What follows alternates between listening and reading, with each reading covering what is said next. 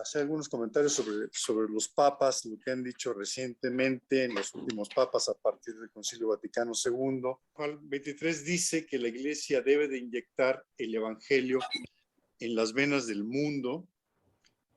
Y Juan Pablo II, qué interesante esto que dice Juan Pablo II, es un documento de la Iglesia en América de 1999, dice que la renovación de la Iglesia en América y la presencia de los laicos del continente americano, que es el continente de la esperanza, es fundamental para el futuro de la Iglesia.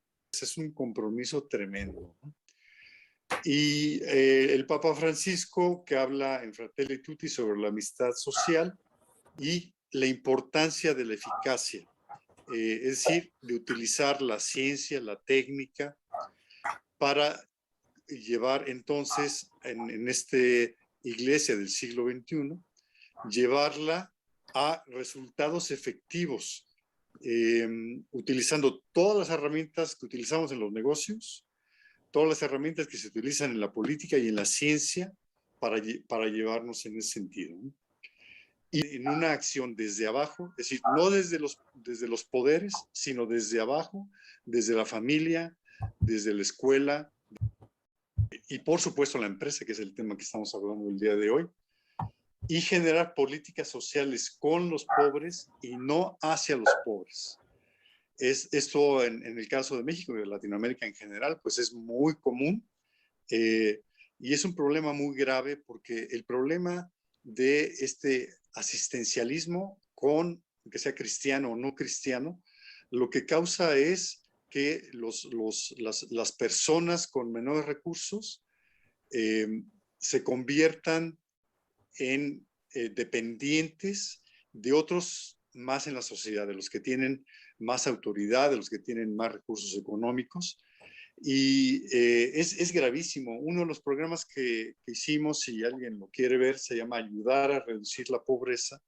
Tuvimos a un especialista que se ha dedicado toda su vida profesional a trabajar con estas comunidades pobres, campesinos, indígenas, gente muy pobre, para sacarlos de la pobreza. Y el problema que él ha encontrado ahí es que los pobres no quieren salir de la pobreza. Los pobres quieren seguir siendo dependientes, los pobres quieren seguir siendo niños, y entonces exigen a quienes van y les ayudan que les resuelvan los problemas. Entonces, hay como dos elementos en la cultura mexicana, que es la del dominio, vamos a ir un poco después a eso, desde lo político y desde lo económico, y por el otro lado, a un porcentaje altísimo de la población que está acostumbrada a que le resuelvan los problemas.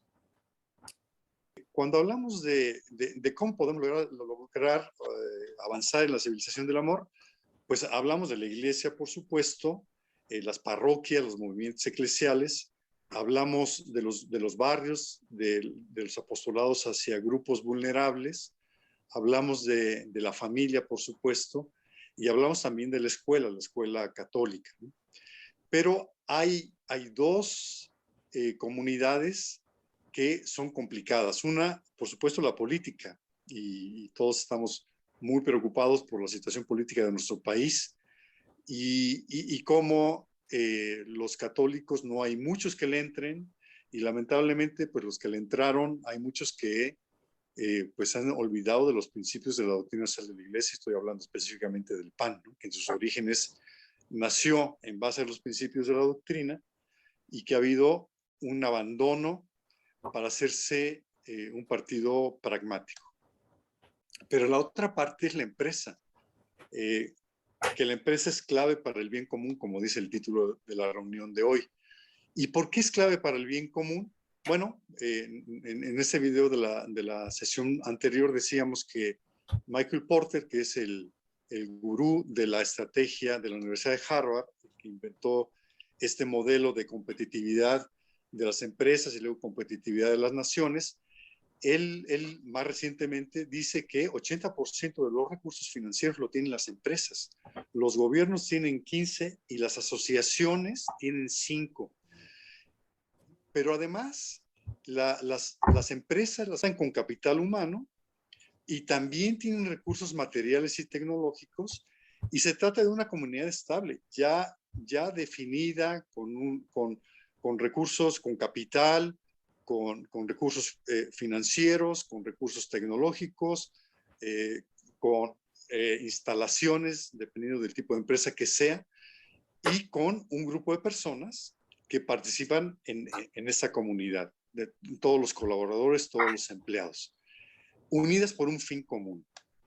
Y que uno de sus objetivos es generar valor económico agregado, y además 70% del tiempo entre semana los adultos lo dedicamos a nuestro trabajo. En México hay 5 millones de empresas. A partir de la pandemia bajaron a 4. No sé exactamente cuál sea el número en este momento, pero debe estar en un número intermedio.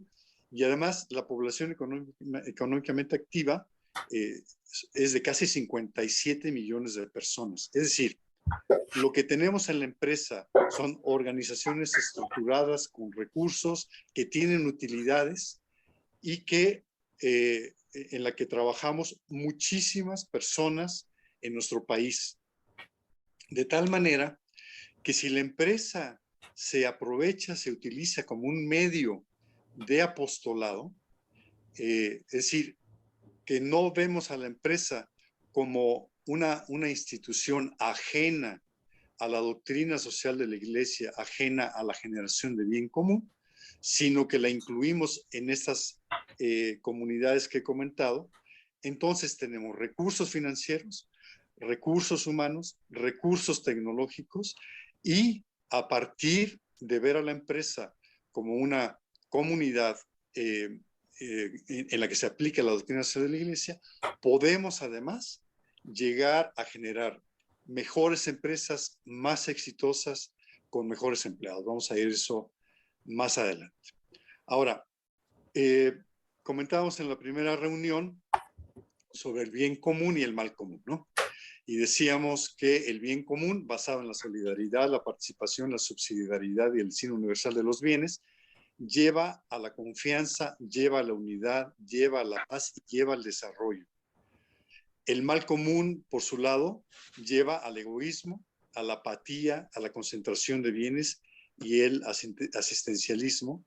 Y en el caso mexicano, este mal común, comentábamos en esta primera reunión, nos lleva a un país con mucha corrupción, con mucha inseguridad y con mucha desigualdad, y por lo tanto, el día de hoy, con un gobierno populista, a la división entre los mexicanos y a la falta de desarrollo. Hay una serie de indicadores muy interesantes donde se mide a México, digamos, en su calidad de bien común, son indicadores económicos, la mayor parte de ellos, pero que es muy importante porque, en primer lugar, pues México es un país súper importante en el mundo. En términos de territorio es el país número 13. En términos de fuerza laboral es el país número 11. En términos de Producto Interno Bruto es el 16, aunque estuvo en el lugar 8 en algún momento, cuando el presidente era Fox. Sin embargo, este país tan importante en el mundo, en términos de educación es el número 86. En términos de salud es el número 43. En términos de Producto Interno Bruto per cápita es el número 82. Es decir, cuando tomamos el PIB del país somos el 16, y cuando tomamos el PIB per cápita somos el 82. Es una verdadera vergüenza.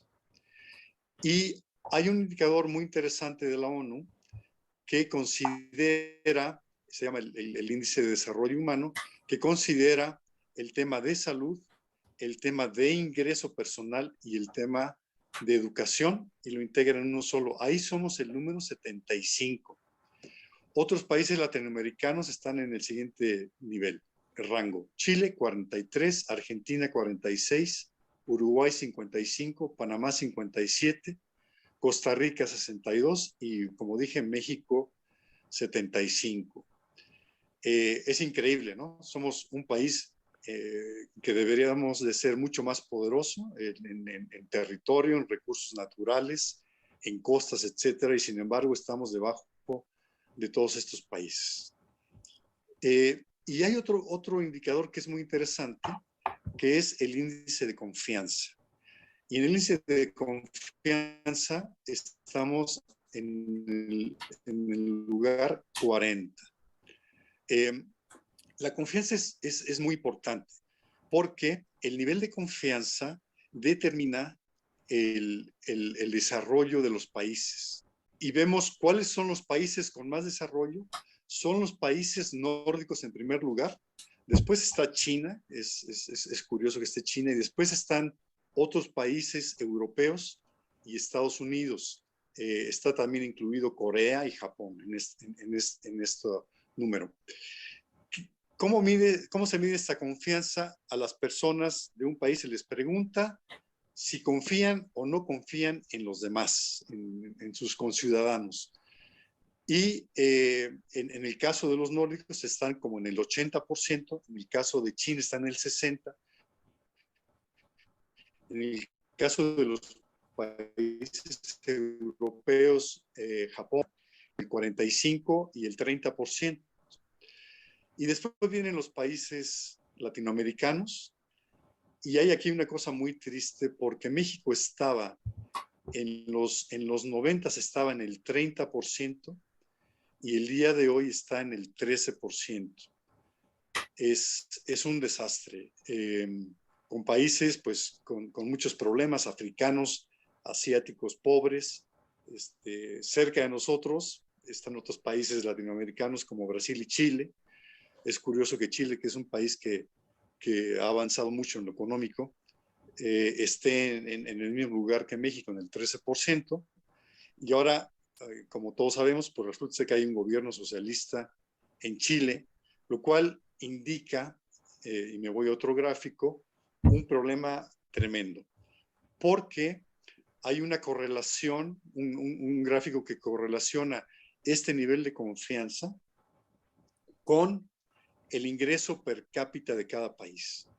Y lo que el gráfico nos dice es que a medida en la que hay un ingreso mayor per cápita en los países, hay un mayor porcentaje de confianza. Es decir, a mayor ingreso, mayor confianza, a menor ingreso, menor confianza. Y entonces en México estamos en lugar, en este porcentaje que decía yo del 13%, junto con países muy pobres, a pesar de que estamos en un lugar muy destacado en términos del PIB total del país.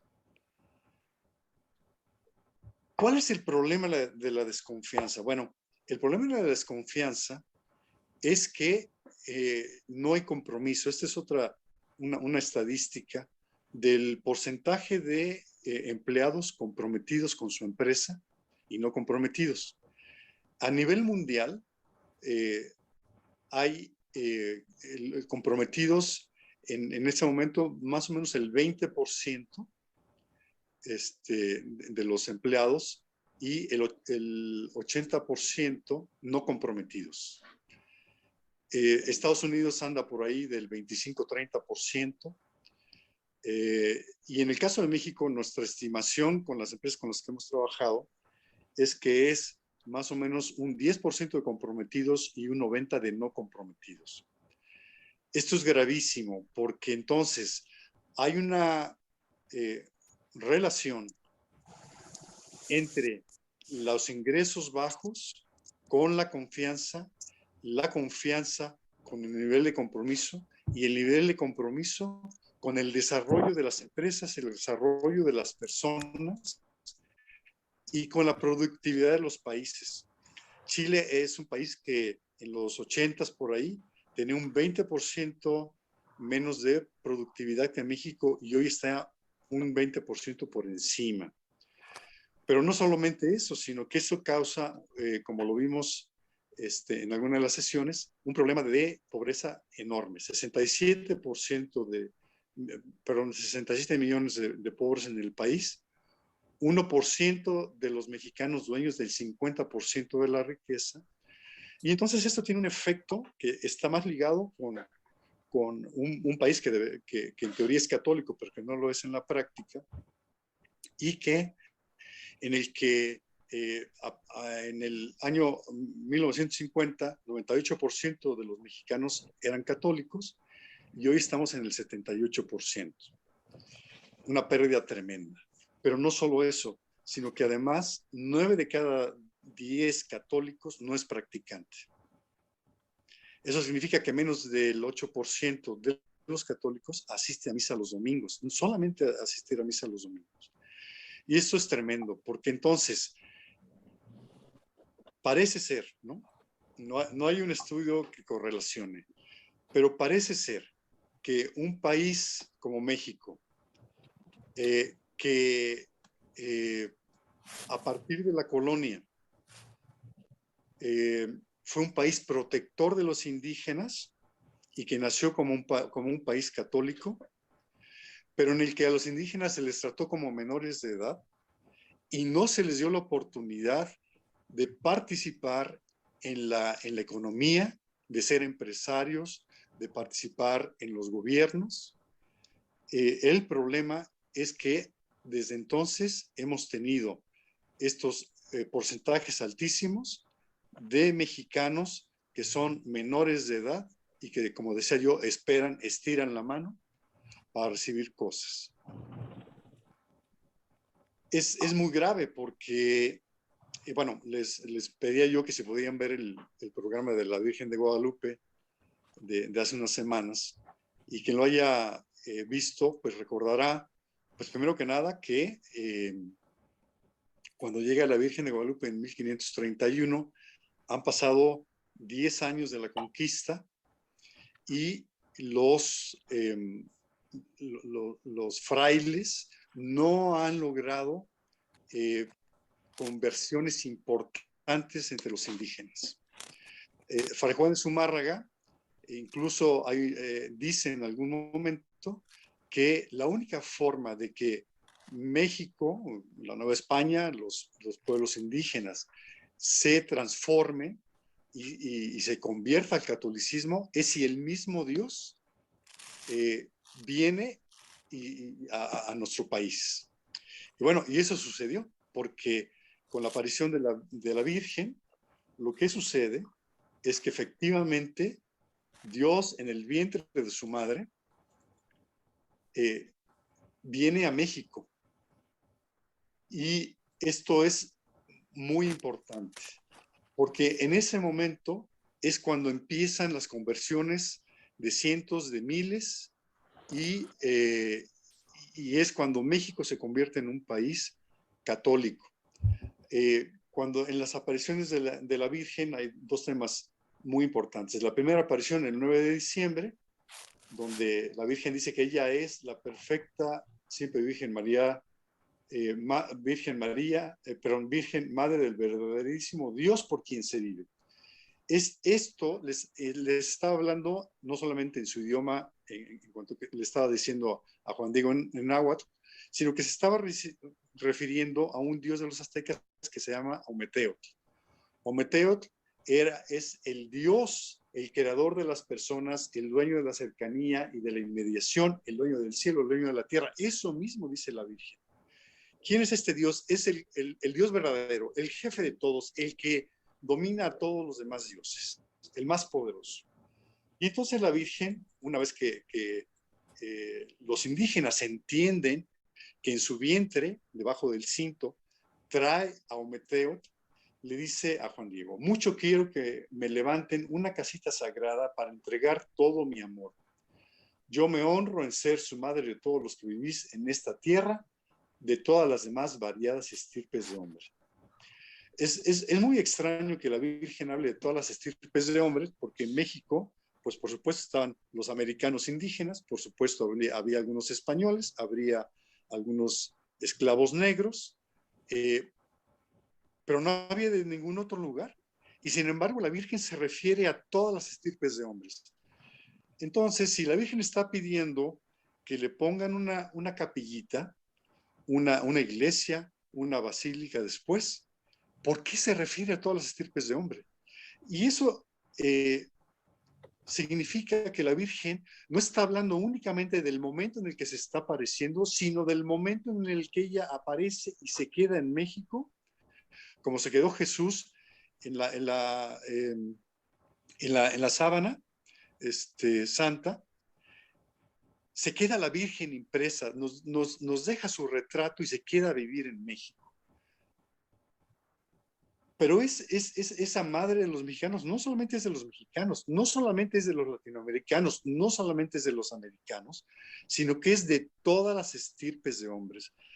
Y entonces esto es muy importante porque el mensaje que la Virgen María, nuestra Madre de Guadalupe, da a Juan Diego, cuando Juan Diego le quiere dar la vuelta porque su tío Juan Bernardino está enfermo, la Virgen le llama la atención y le dice, escucha, que es una palabra en imperativo, hijo mío el menor, que no se perturbe tu rostro, tu corazón, no temas, no estoy aquí que soy tu madre, no estás bajo mi sombra y resguardo, pero después le dice una cosa que los mexicanos no nos acordamos, le dice, tú que eres mi mensajero, en ti absolutamente se deposita la confianza.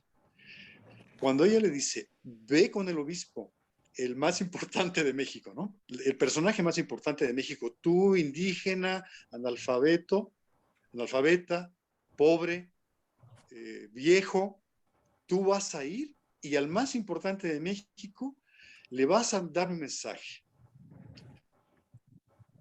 Esto es muy importante porque si vamos viendo la historia de México, nos encontramos con que la Virgen no solamente se queda en la basílica, sino que se queda en nuestro país y nos va guiando. Ella es la generala, como le decimos acá a la Virgen de Zapopan. Ella es la creadora, la fundadora de nuestro país. Y el problema es que en esta línea del tiempo que voy comentando, pues está el demonio que odia a Dios y odia a sus hijos, los seres humanos, y los hijos del diablo comienzan a actuar, claro, con estas cosas terribles como las guerras floridas antes de la llegada de los españoles, pero después, una vez que llega la Virgen, se convierten los indígenas y México se convierte en la Nueva España en una nación, por cierto, sin guerras, durante 3 siglos. Entonces, cuando Napoleón se apodera de España y llegan las logias masónicas a España y se cambia el gobierno, toda Latinoamérica se desprende de España. Es cuando todos los países latinoamericanos dicen, nosotros ya no queremos estar con España porque España ya no es un país católico.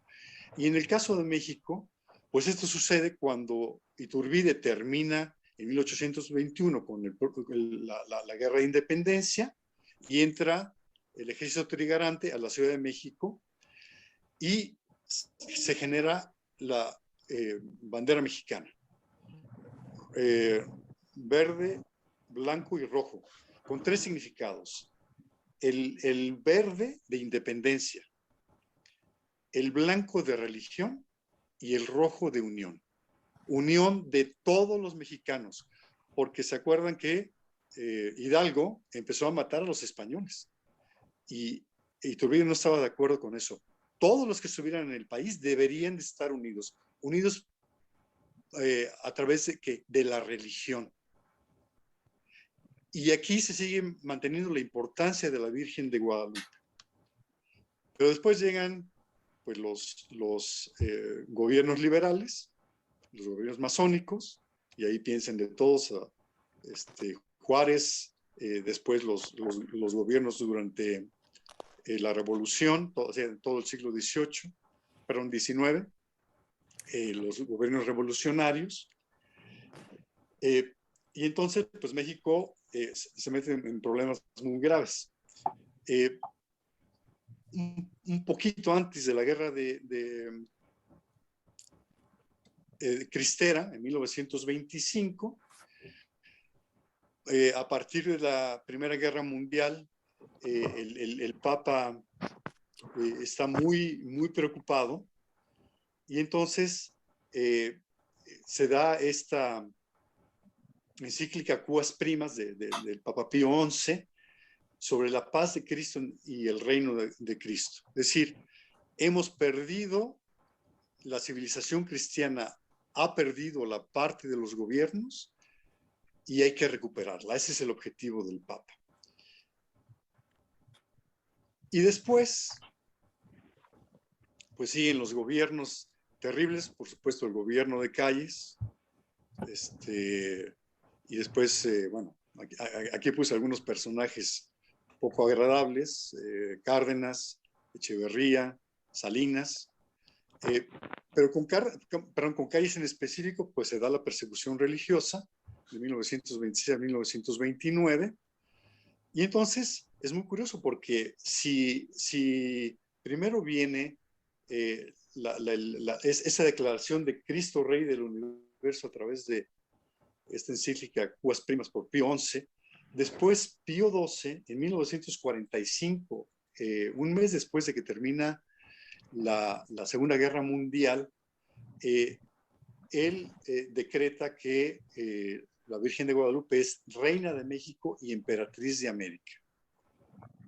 Y dice, voy a leer un par de textos espectaculares que hablan de esta responsabilidad de los mexicanos y de los americanos para seguir a su fundadora, que es la Virgen. Dice el Papa, por ella, católicos mexicanos, vuestros hermanos y vuestros padres fueron víctimas de la persecución y para defenderla se encararon sin vacilar hasta con la misma muerte al doble grito de viva Cristo Rey, viva la Virgen de Guadalupe.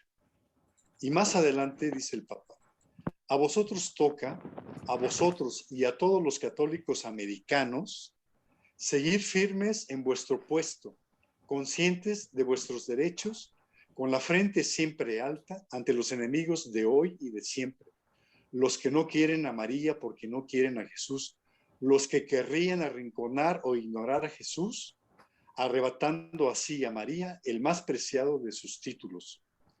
Frente a su rebelión, vuestra fidelidad, que la morenita del Tepeyac, que la emperatriz de América y reina de México, no tenga que llorar deserciones, que como lo estuvo ayer, pueda estar también mañana orgullosa de sus hijos.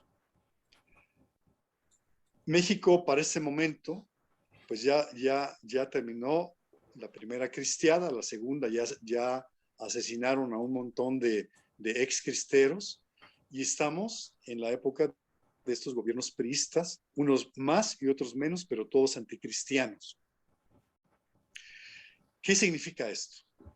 Que México, fundado por la Virgen de Guadalupe, que inicia como un país soberano, independiente, en 1821, como un país católico, después nos lo roban y los católicos nos lo dejamos robar. Ese es el problema.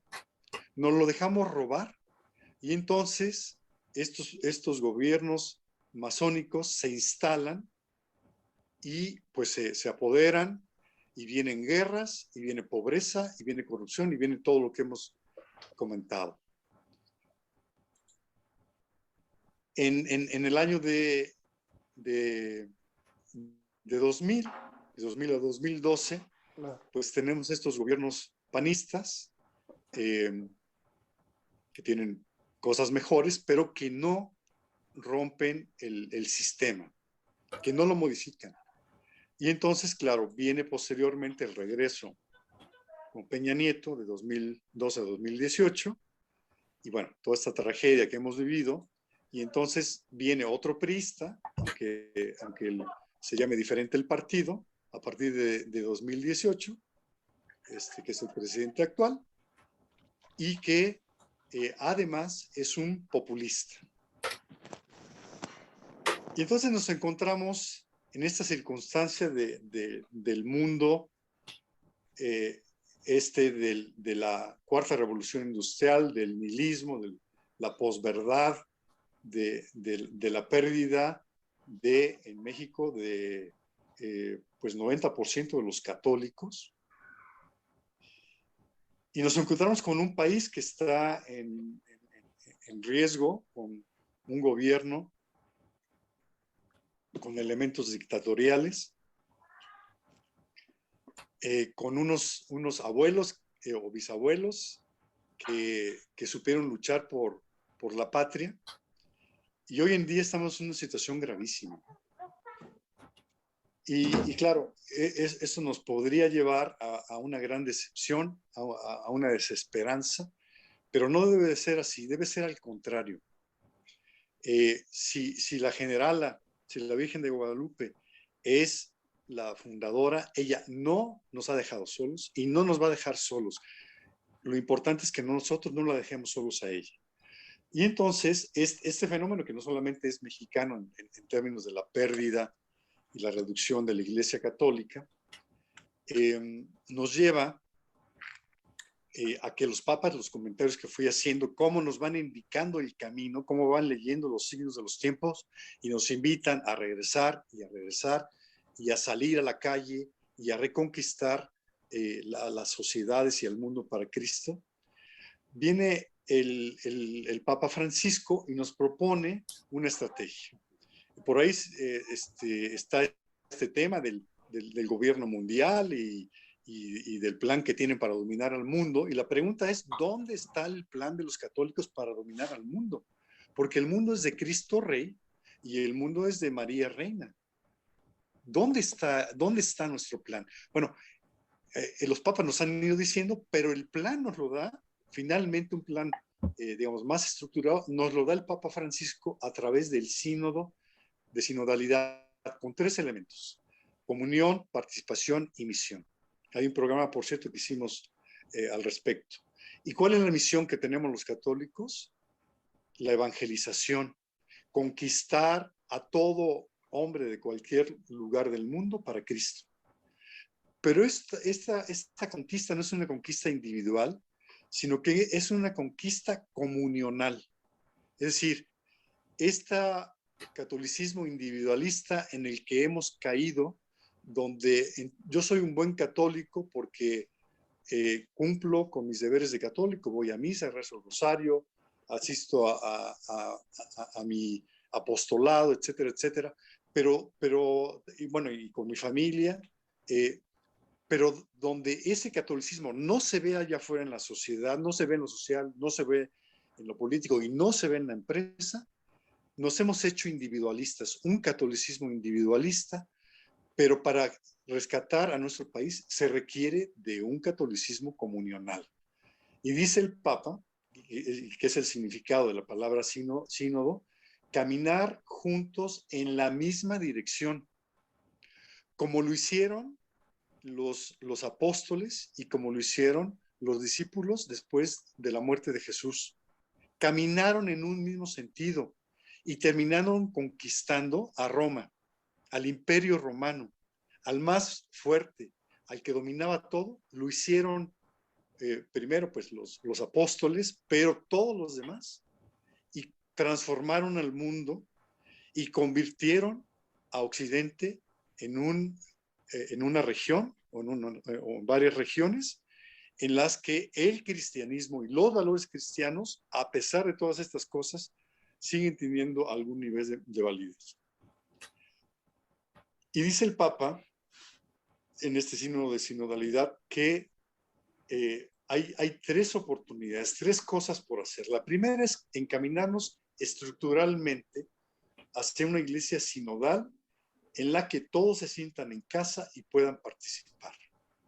Estructuralmente es muy importante porque a veces en nuestros apostolados como católicos no hay una transformación estructural. No modificamos, es decir, si los sistemas, el sistema capitalista y otros sistemas están fundados en los principios del capitalismo y esos principios del capitalismo se han convertido en un sistema y en pecados sociales, la ambición y el egoísmo del capitalismo, del capitalismo, o el odio y la envidia del socialismo, y eso se se ha construido una estructura para que se mantenga. Nosotros tenemos que combatir y romper esa estructura, y por eso lo que dice el Papa Juan Pablo II de trastocar mediante la fuerza del Evangelio los criterios, los valores, los puntos de interés, la forma de pensar y los modelos de vida de este mundo que es cada vez menos católico. Entonces, encaminarnos estructuralmente, es decir, utilizar todos los recursos, toda nuestra inteligencia, todas nuestras capacidades, toda la ciencia, toda la técnica para transformar al mundo. Segundo, escuchar al espíritu. Y acá es muy importante porque lo que nos está pidiendo el Espíritu Santo es que ayudemos a nuestros hermanos que están en crisis o que han perdido la esperanza en distintas partes del mundo. Y bueno, si 90% de los católicos no van a misa, significa que en México 90%. Pero esto requiere urgentemente la renovación de la vida pastoral y las señales que provienen de las realidades locales. Es decir, hay que cambiar la forma en la que hacemos apostolado para que corresponda con las situaciones actuales. Y lo último que dice el Papa es ser una iglesia de la cercanía que se hace cargo de las fragilidades y las pobrezas de nuestro tiempo, curando las heridas y sanándolas. Este punto es muy importante porque la pobreza, la desigualdad es una de las 3 cosas más graves de nuestro país y es lo que ha causado que haya desconfianza entre los mexicanos y que muchos mexicanos hayan abandonado a la iglesia. Vamos ahora a la parte propiamente de negocios y cómo a partir de esta capacidad de la empresa con esos organización, con ese 80% de los recursos a nivel mundial, con esos 5 millones de empresas mexicanas. Si las empresas mexicanas, si fueran católicas, ese 78%, estaríamos hablando entonces de más o menos 4 millones de empresas, si fueran todos los católicos, si fueran verdaderamente católicos, 4 millones de empresas, donde se estaría generando este bien común a partir de empresas con 2 características, personalistas y comunionales. Personalistas, ¿qué significa? Basadas en la persona. No necesariamente en estos conceptos, ya no voy a hablar en católicos, sino voy a hablar desde el punto de vista de los negocios a partir de este momento. No necesariamente católicas, pero sí que vean en el ser humano, y voy a dar algunos ejemplos, a el centro, el fundamento de la empresa. Y segundo, comunional, es decir, el trabajo en equipo, el apoyarse unos a otros. Bueno, decía yo hace un rato que en nuestra estimación en México es que solamente el 10% de los mexicanos está comprometido con su empresa, y eso, bueno, cada uno podrá hacer una evaluación de su propia empresa, pero no cabe duda que hay muchos que no están comprometidos, ¿no?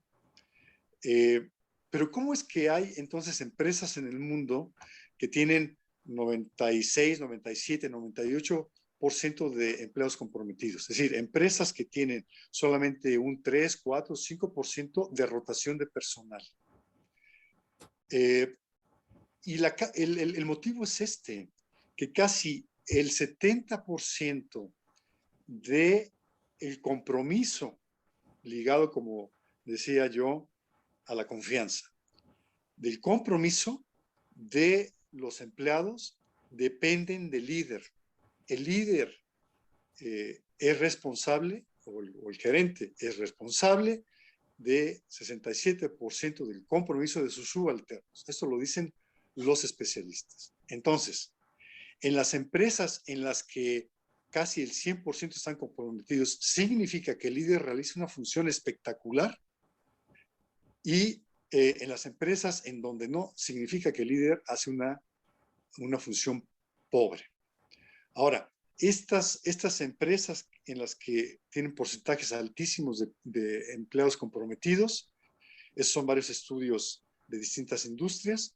Este primero es sobre empresas manufactureras en Estados Unidos, tienen un 41% mayor de productividad.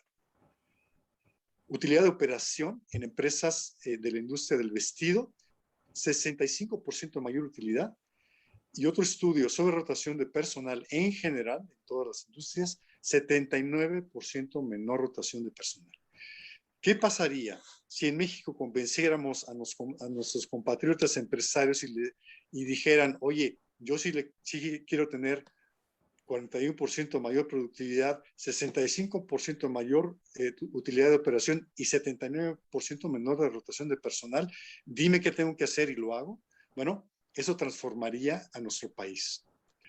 Algunas empresas que han logrado cosas maravillosas. Bueno, Bimbo, todos la conocemos. Lala,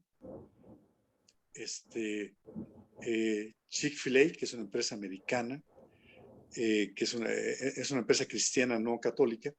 Y hay otras empresas que no tienen, porque bueno, Bimbo fundada por católicos, pero otras empresas como Toyota, como Southwest, como Whole Foods, son americanas, Alcoa o Starbucks, que tienen una serie de resultados espectaculares y que hacen que se hayan convertido en empresas exitosísimas a partir del respeto de la dignidad humana y el desarrollo humano de los miembros de la empresa. Y entonces esto nos da tres elementos. En la segunda sesión hablábamos de las culturas de negocios de distintos países. Y esta es una conclusión genérica, pero creo que es bastante válida. Entonces, y hay esto, cuando tengo una gráfica enfrente del retorno sobre la inversión del capital humano. El capital humano que incumple con las expectativas, por supuesto es un capital humano que sale a los pocos meses y por supuesto son empleados que no están comprometidos. Muchas empresas mexicanas o latinoamericanas estamos ahí. Después están las empresas en las que se logra el desempeño esperado. Y acá hay muchas empresas americanas, porque los gringos tienen lo suyo también. Y luego están las empresas con un alto nivel de desempeño que sobrepasan las expectativas. Y aquí hay empresas de varios lugares, japonesas, americanas, europeas. ¿Y qué logran esto? Cosas espectaculares. Son empresas que logran cosas que otras empresas no logran y que tienen crecimientos, participaciones de mercado, niveles de compromiso, es decir, empleados que no se van de la empresa, creatividad, nuevos productos, etcétera, menores costos, en fin. Y esto les da la posibilidad de ser sumamente competitivos. Muchas de ellas no cristianas, algunas de ellas sí cristianas. Bueno, ahora, ¿cómo lograr esto en nuestro país? Es decir, ¿cómo pasamos de la teoría de todos nosotros que estamos convencidos de que México debe ser más católico? Creo que también estamos de acuerdo en que la doctrina social de la Iglesia es una herramienta fundamental y si la empresa es una forma de llegar, pues estamos ahí. Pero ¿cómo lo hacemos en la práctica? Hay un diagrama, está ligado a esto y esto es cómo alineamos los comportamientos. Si estos millones de mexicanos que saben estirar la mano, que quieren seguir siendo niños inmaduros, ¿cómo modificamos sus comportamientos? Y sí, a los mexicanos, empresarios que solamente se fijan en sus propios intereses y no les interesa tener empresas altamente exitosas, sino solamente empresas que me dejen mucho dinero a mí, como dice la frase, empresario rico, empresa pobre. ¿Cómo logramos que esos empresarios se hagan verdaderamente empresarios de primer mundo a través justo también de la alineación del comportamiento? Y hay entonces tres elementos. El primero, ya lo comenté, es el del liderazgo, que nuevamente explica o puede lograr 70% del compromiso. Después están los hábitos, porque el problema en el fondo son malos hábitos en los miembros de la empresa. La modificación de hábitos, que por cierto representa algo así como 40% del comportamiento humano, es decir, 40% de lo que hacemos en el día son hábitos. Si nosotros en la empresa modificamos hábitos fundamentales, críticos en la empresa, y eso se hace en función del liderazgo, es decir, son los líderes los que logran convencer a sus empleados, a sus equipos de trabajo de cambiar estos hábitos, entonces este acompañamiento en el que jefes y subalternos están juntos puede cambiar a las empresas mexicanas con dos consideraciones. Primero, el respeto a la dignidad humana y segundo, el desarrollo humano integral. Pero el problema que tenemos es el siguiente. Para lograr el alto desempeño, la amistad social, en palabras del Papa Francisco, tenemos un obstáculo tremendo. Porque decíamos, a ver, la confianza es fundamental. Si no hay confianza no podemos llegar al alto desempeño. Pero el problema es que hay un alto nivel de resentimiento en los empleados mexicanos y en los empleados latinoamericanos. Mientras ese resentimiento no se elimine, no se va a poder llegar al alto desempeño. ¿Qué hay que hacer para eliminar el resentimiento? Bueno, iniciar con un proceso de diálogo. ¿Qué es lo que nos dice el Papa Francisco en Fratelli Tutti? Hay que escuchar a los demás. No hay que hacer juicios previos, hay que escucharlos y entenderlos. Y después, eso genera confianza. Esto que les estoy diciendo es parte de la metodología nuestra. No es rollo, no es solamente un diagrama, sino lo que sucede en los procesos que seguimos en las empresas. Y después de la confianza viene la cooperación. Nosotros hacemos mucho énfasis entre las distintas áreas que están peleadas entre ellos, ¿no? Entonces empiezan a cooperar unas áreas entre otras. Claro, también dentro de un mismo departamento puede suceder lo mismo. Y esto que hace es cambiar digamos, el ambiente organizacional y lleva a la concordia. Y entonces tenemos un círculo que inicia en negativo con el resentimiento, que se elimina y vienen elementos positivos a través del diálogo, la confianza, la cooperación, la concordia y el alto desempeño. Ahora, decíamos que 70% del alto desempeño depende del liderazgo. Tenemos una herramienta que se llama el Trust Meter, que lo que hace es medir qué tanto diálogo, qué tanta confianza, qué tanta cooperación, qué tanta concordia y qué tanta unidad se da dentro de la empresa. Y esto se mide a los líderes de la empresa. Si el nivel es bajo, va a haber una correlación que es un bajo desempeño. Si el nivel es alto, va a haber un alto desempeño. Esto lo que hace es cambiar lo siguiente. Nosotros utilizamos tres términos que son, tres categorías más bien, que es no alcanzar las expectativas establecidas para cada empleado, que no las alcance, que las alcance o que las supere.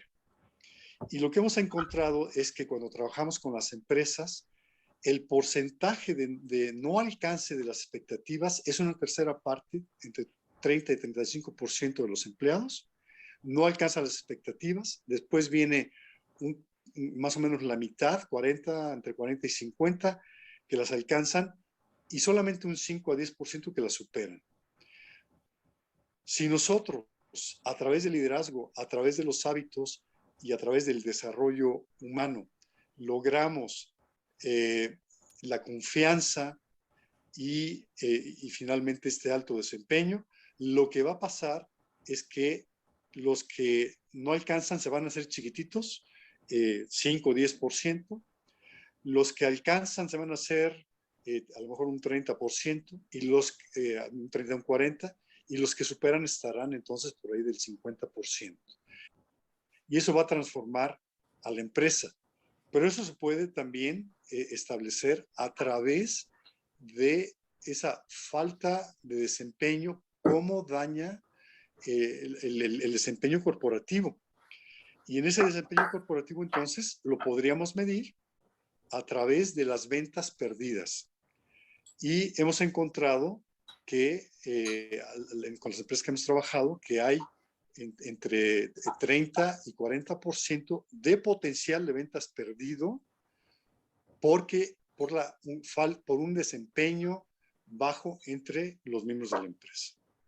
Los colaboradores que son desconfiados, que se comportan como niños, con un comportamiento infantil, y los jefes que se comportan como superiores, que desprecian a sus trabajadores.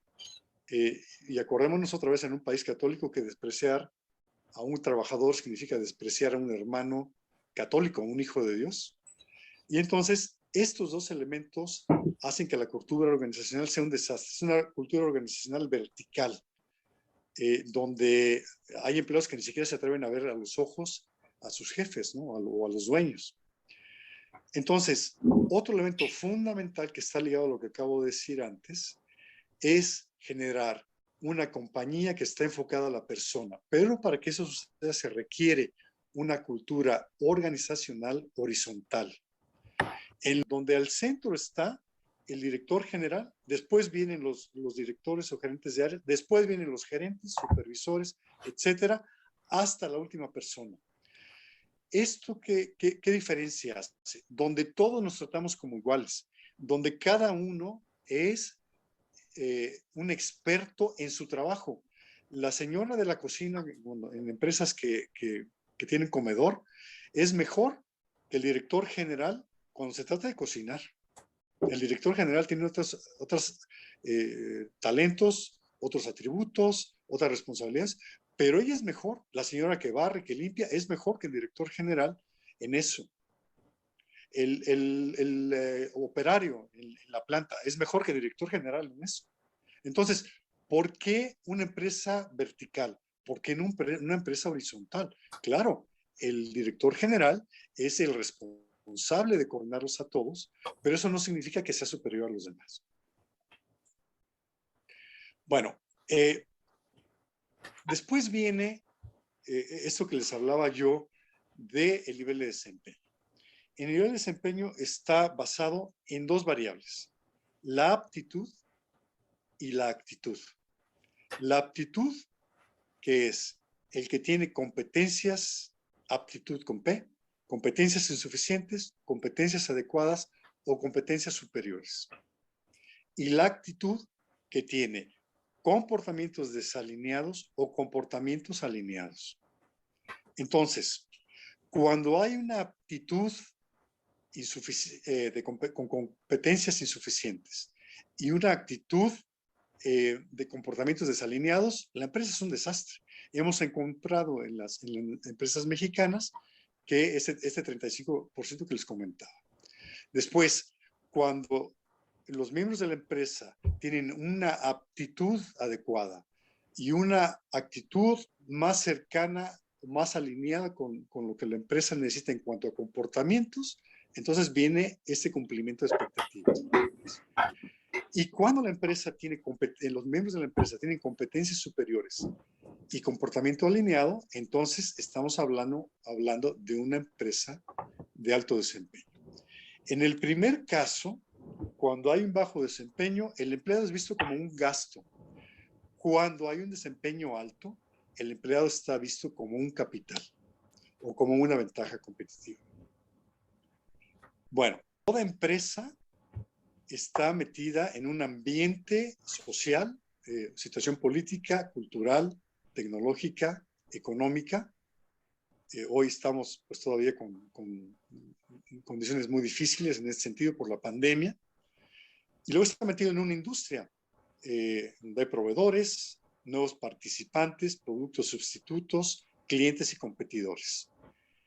Y la empresa entonces tiene que desarrollar una estrategia, una misión, una visión, una estrategia, unos valores, una estrategia comercial, una estrategia operativa, una estrategia financiera, tecnológica, etcétera, para enfrentarse a ese mundo. Pero todo ello está basado en la filosofía de la empresa, en esta misión y en esta visión de la empresa. Cuando la forma de lograr que la empresa sea una empresa que se comporte cristianamente es que en la filosofía de la empresa esté basada en los principios de la doctrina social de la Iglesia.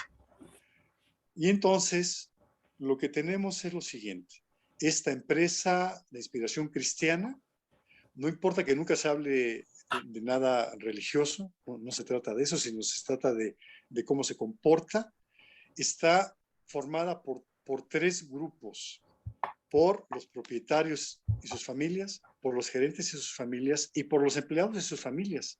Los familias de los empleados son parte de la empresa, no son terceros relacionados, stakeholders, como se dice en inglés, ¿no? Sino que todos son miembros de la empresa, porque todos participan, porque todos aportan. Pero se requiere entonces para esta empresa que tenga este desarrollo humano integral. Y están los otros, como todos conocemos, otros participantes en la responsabilidad social de las empresas, como los proveedores, los clientes, el gobierno, el medio ambiente, los competidores y la sociedad en general. Entonces, si en México logramos que esta empresa, cuya filosofía está basada en los principios de la doctrina social de la Iglesia, y esto lo que genera es colaboradores, miembros de la empresa, que se comportan conforme a los valores y las virtudes cristianas, y esas virtudes cristianas referidas primeramente hacia las virtudes de trabajo, pero después eso va a llevarlo a otras virtudes, como por ejemplo, si pensamos en las virtudes cardinales, la fortaleza o la prudencia.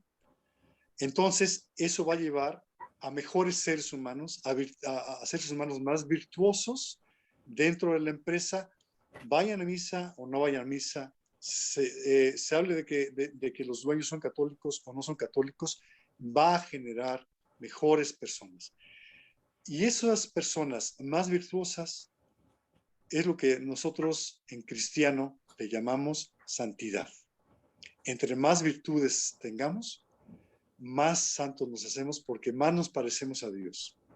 Por supuesto, aquí hay que esperar el momento en el que el Espíritu Santo trabaje sobre aquellos que están lejos de la iglesia y que les susurre al oído y ellos en un momento dado digan: a ver, espérame, lo único que me falta es esta relación personalísima con Dios de la que habla el Papa Benedicto XVI, y entonces mi mejor amigo es Dios. Y si esto lo hacemos de una manera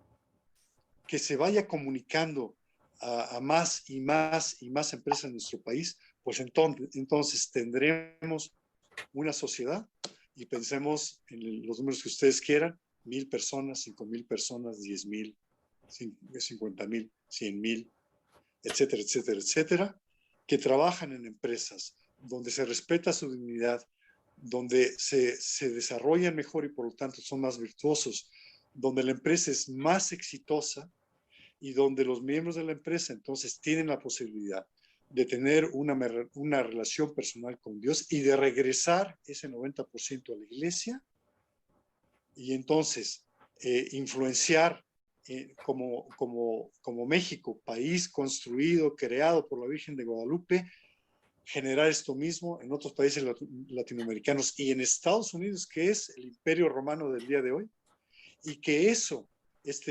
lleve esto al resto del mundo y que entonces, como nos dijo el Papa Juan Pablo II, logremos que el continente de la esperanza lleve a la civilización del amor a todo el mundo. Muchas gracias.